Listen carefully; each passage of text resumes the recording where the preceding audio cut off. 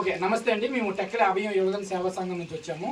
అయితే నర్సంపేట మండలం దేవాది గ్రామంలో ఇటీవల తల్లిదండ్రులు చనిపోయి ఇద్దరు చిన్నారులు అనాథలయ్యారని సోషల్ మీడియాలో తెలుసుకున్నాము. అది చాలా బాధ అనిపించింది. ఈ విషయం తెలుసుకున్న వెంటనే మా అభయం యువజన సేవా సంఘం సభ్యులకు తెలియజేయడం జరిగింది. అలాగే మా సేవా సంఘం ద్వారా ఒక పోస్ట్ అనేది ఇద్దరు చిన్నారు పేర్లను సోషల్ మీడియాలో పెట్టడం జరిగింది.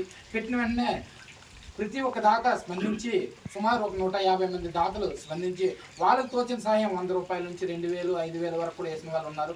అలాగే చాయపల్లి పుత్తూరు పంగ గిరిధర్ అయిన ఒక అబ్బాయి 5000 రూపాయలు పాప పేరుగా డొనేట్ చేయమని ఇచ్చారు.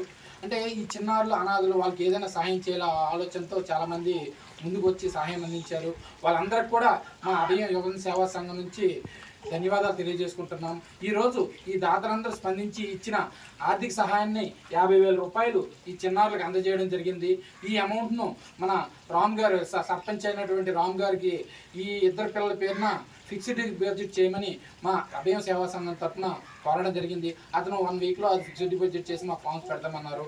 అతనికి కూడా మా సేవా సంఘం తరఫున ధన్యవాదాలు తెలియజేసుకుంటున్నాము. Thank you.